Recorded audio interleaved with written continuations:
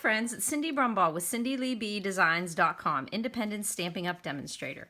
Today I have a card for you that has been around a long time but is getting some new looks at. Lisa Curcio did a video that had these strips around it, and then once I started looking around, everybody's doing it again. It's been called before an around the corner card because of the strips that are going on, or a stripped frame, but whatever it is called, and whoever is doing it, and whoever you are inspired by, it's a really cool thing to do because you're using up all those strips of paper that are just laying around on your desk. All these strips that you cut off of your designer paper, and literally, you should not throw them away. You'll find something to do with them. So you can use these strips here on this card. Now this card's a great card using the Beautiful World stamp set, and I used the little posy down there in the ornate style. And as you can see on here, I used these beautiful ornate frames. Here we go.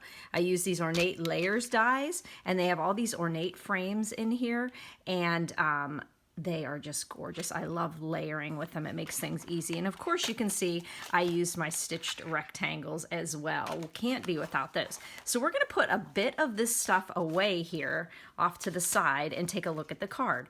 These strips here, we're gonna start out with whatever we're doing. Now I'm gonna do a little twist on this card, but you're just going to need some strips of 1 inch. You could make these strips anything. If you wanted to make them 1 inch, 3/4, whatever. I happen to have some 3/4 inch on my desk, and I might play around with the 3/4 inch. But these are 1 inch wide, and you're gonna need 4 1/4, 2 4 1/4s, and 2 3 inch long. So you're 1 by 3, 2 of those, and then 1 by 4 1/4, 2 of those. Now on this card, I use the Ornate Garden Designer Series paper, beautiful florals. It was a specialty paper that also had gold foiling in it. These two patterns, excuse me, have a matte finish, but I use the floral green here and then the brighter floral there, and then I pulled out the Bumblebee, the new in color, when I did my rectangle there. Now I got down to using up all my scraps that I had laying on my table because I made a couple of these, and then I only had one of these left, and I thought, okay, I only have one left. And wouldn't you know, I had some of this from the poinsettia place left over, and I turned it over and I said, hey, that looks like it's gonna work, green. Okay, so then I just pulled out that and used that. Now just think how pretty this would look though, if you were mixing and matching those two on a card. That would be really pretty. So you can do a lot of different things here with these 1 inch scraps that, of course, sometimes when they're cardstock, you might just pitch them. I never pitch anything. But so originally when I saw this card, when Lisa did it, she had cut the strips, and then her card base was actually her canvas that she worked upon. And so she put her designer series paper and then just kept a nice 1/8 inch border around each one. And that was fun. But I thought I'm going to make mine a little bit easier. And I just cut a 5 1/4 by 4 inch panel of Bumblebee on this card. Okay, so then when I go to put these on, they just fit perfectly on that 4 inch by 5 1/4. So I didn't have the space in between, but I kind of like that they butt right up against each other, and I didn't have to fiddle with all those little borders. Now, when I do a card like that, which I will post on my blog, CindyLeeBDesigns.com, where you'll find all the measurements and additional photos for this. And also underneath the YouTube video, there is a place that says visit my blog, and you just press that link and you're taken over there.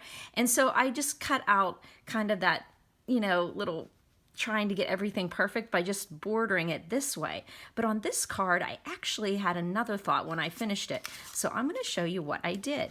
Now you'll see this lovely stitch rectangle there. I just took my 5 1/4 by 4 inch, and I just die cut out that Bumblebee rectangle because I'm using my paper wisely.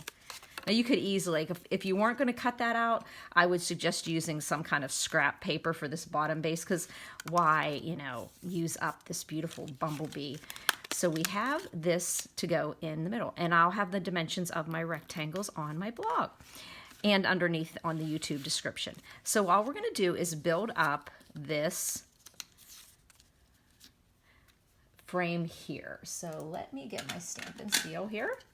Take that little lid off and make sure I don't lose it. And hopefully I've got enough left in here. I'm not sure. We'll see.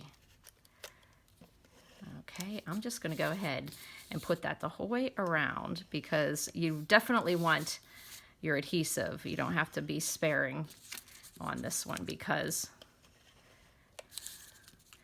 the corners, get a little more in that corner. That looks good. Okay, so now I'm just going to build up this frame. So I like being able to show these pretty white flowers here. So I'm going to put them down here, and I just put it into that corner.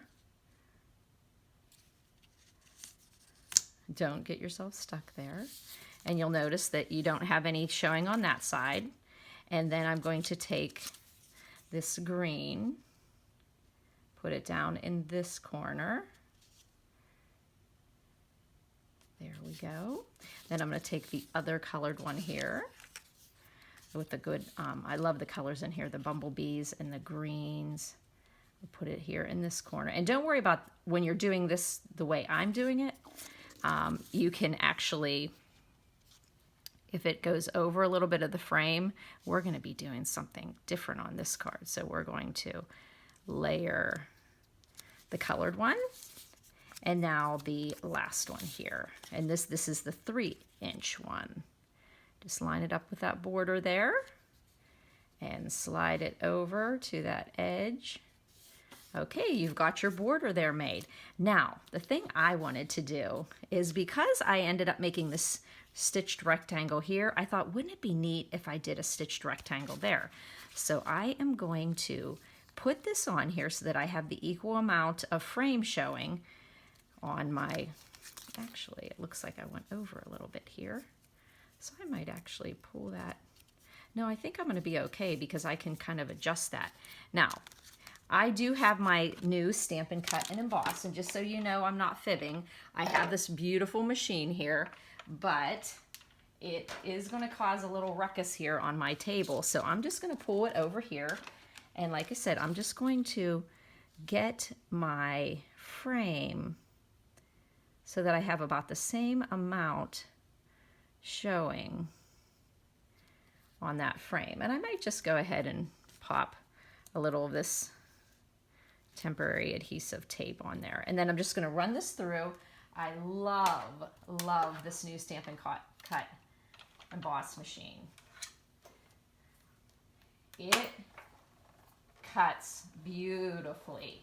And I don't know if you've noticed it, but I do have a few big shots when I do classes. And I did have to start running things through a few times. So now you can see I'm just going to pull off this part off of this. And this is the largest rectangle. Get the cardstock off there. Okay, throw that aside. And then I should have ran it twice, I think. No, I think it actually is coming. But just to be safe, I'm going to run it a second time because I'm going through a little bit of cardstock and designer paper. And normally I always run it back through again. But just to be sure, so I'm not doing any kind of, there we go. Yeah, you definitely would have had a lot of shaking and wiggling going on. So let's get that designer series paper off of there.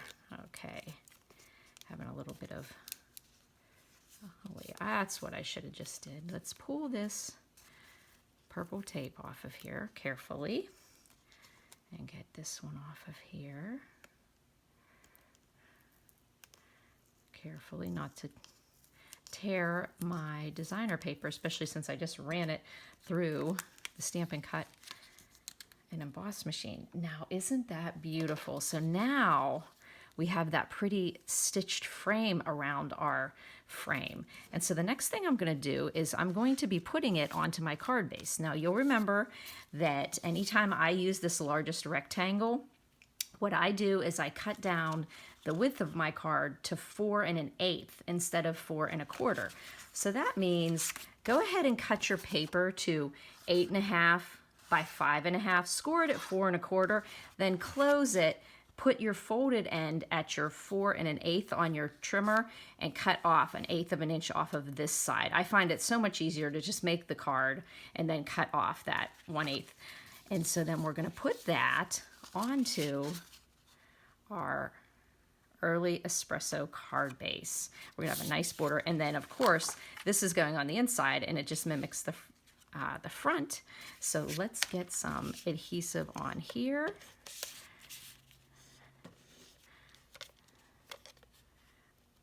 Ooh, I do have some left here. I've been playing a lot with this. It depends. Sometimes I'm using my Tombow glue a lot, and then I still have a lot of my snail left over. So it just depends like what I'm got near me when I'm using adhesive. So let's get up on the tippy toes and put that frame. I kind of would like this to be pretty nice because this is, oh, I can tell here. I might just, how many times do you do this? It's constantly trying to get things straight here. I see I have a little edge there. And I want to just get the same amount of border and get it straight. There we go. So we've got the border on there. Now the next thing will be to layer this. And can you tell just how it stepped that up a bit, just putting that stitched frame on there? And like I said, I would love to see what it looks like with the border around that, but I love it all put together there. So we're just going to take our dimensionals and go ahead and put some dimensionals right inside this square that we have empty here. And I'm going to go ahead and put a little more than I normally do because I just want to make sure it's all puffed up there pretty. This is going to be a wedding card for a wedding we're going to in October. I thought the colors were great. And then I'm just going to eyeball so that I have the same amount around there. And then we've got that. Now, I wanted to save myself some time. So I cut this out. And then I poked everything out and because I thought it would just be so tedious to do on camera.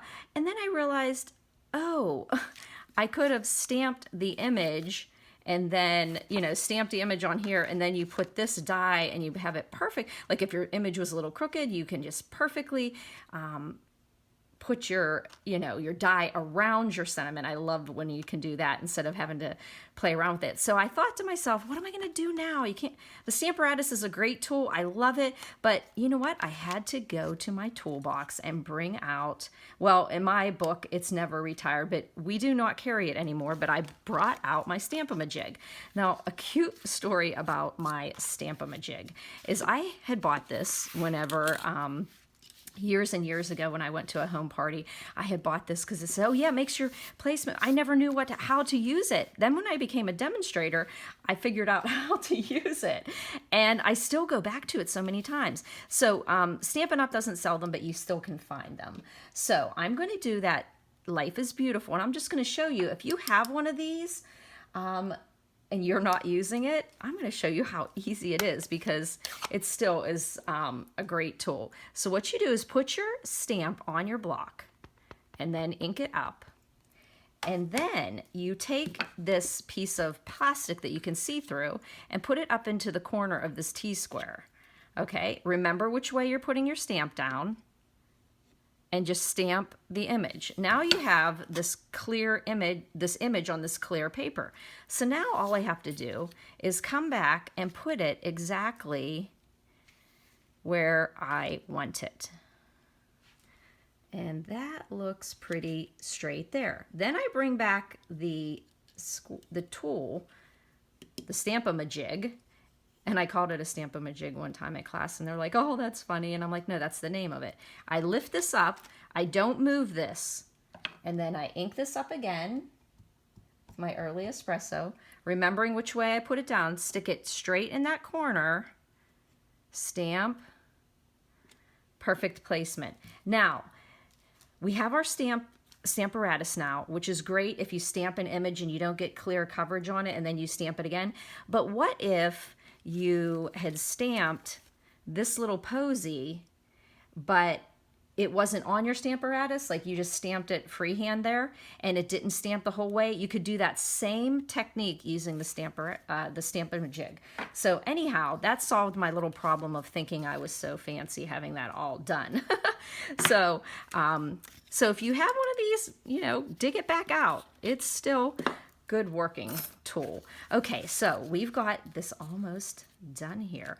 Now what I want to show you, another little trick I do to help me when I'm stamping. I have my inside here, and our blocks don't have grid lines on. We used to, but I never picked those up. So what I do a lot of times is I just take a piece of tape, and the tape doesn't have to be straight on here. It could be, you know, crooked, going whichever way you want it. Then when I put my stamp on, I use the horizon line at the top of my tape, and then that's my horizon line. So then when I ink this and I put it down, even if this is crooked, I make it horizontal on my card. So I'm going to ink that up, making sure I don't have any edges. And this is, like I said, it's a wedding card. Life's a beautiful journey. Adventure awaits. And then I'm just going to stamp. I'm going to keep my purple line, and I'm looking at the purple line with the top of the stitching, and hopefully standing on my tippy toes. There we go.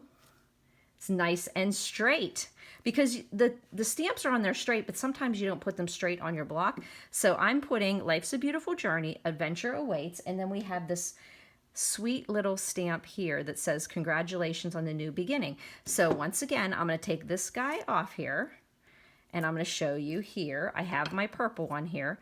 Then I can just use that horizon line. I'm using the word congratulations, the small word. And then using that purple line as my straight line. And then I'm just going to ink it up. It's a little stamp, so little tiny taps. Looks like I've got good coverage there.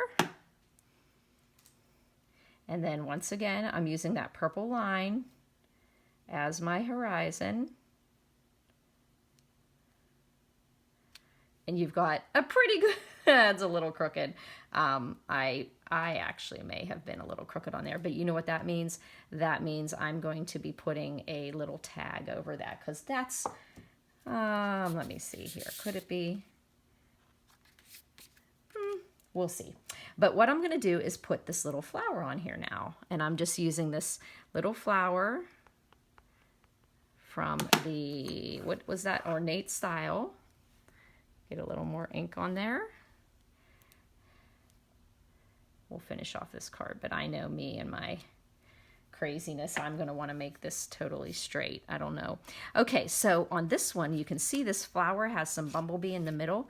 So I just brought out my daffodil because we don't have a bumblebee, but the daffodil works well to mimic that. And then I used my light old olive because it went nice with the greens in the paper. And I just colored in the leaf and another leaf.